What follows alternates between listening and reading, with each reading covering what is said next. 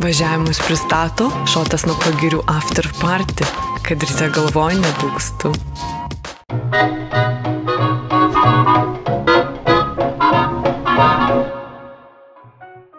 O pavyzdžiui, rasdavai kaip nors vaikystėje, jaunystėje, paauglystėje kokį nors žurnalą vyrams skirtą, kur su papais, kur reikėdavo pasislėpti, jeigu jau turi tokį? Taip, esu radęs pas tėvus, ten, nežinau, kieno jis ten buvo, bet buvo toks kalendorius, kur buvo piešta viskas ir man žiauriai patiko, nes buvo labai gražiai nupiešta, gan tokiam ryškiam spalvom ir ten vienam puslapėlį, iki šiol atsimenu, buvo velnias ir aš gavau, kad jis yra su 3 pimpalais.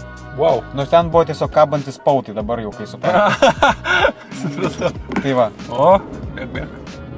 Bet atsimenu, man buvo labai, tada ten atsiversdavau vis laik tą vietą pažiūrėti, nes tas velnias man būdavo mistiškas labai, kodėl jis toks yra ir jis būdavo su 2 tokiom dailiom merginom. Ai, va, aš norėjau klausti, ar ten būdavo dar papų prie jo, ar Būdavo, aš ne tik į pimpalą žiūrėdavau. Jo, būdavo. Patys šviesiausi prisiminimai, pavyzdžiui, yra iš Tauragės, kai žaisdavom su kaimynėm visokius žaidimus. Apsirodyti? Taip. Jo. Taip, ir kai vienas iki kaimynės mama grįžo ir jinai kaimynė stovi be kelnių, be triusikų, o aš ten žiūriu, tipo pasilenkęs, studijuoja studentas.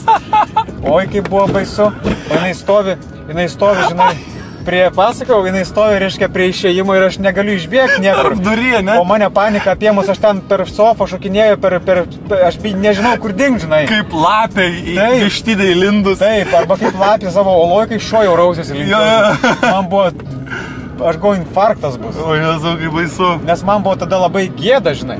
Nes jinai pirtinė. Ir buvo dar tas visas šokas to kontrasto, žinai, iš tos įdomybės ir to tokio malonumo šiokio tokio į tokį visišką siaubą, žinai, per sekundės dalį. Ir nuo to laiko žinau, kad su manim nebesimatė, nes jai neleido. Kažkaip man draugės jos pasakojo, paskui sakė, kad draugės man pasakojo, kad aš negaliu su ją bendrauti dėl to, kad aš ją į putę žiūrėjau. Draugės taip man pasakojo, jos irgi paskui viską žinojo. Aha.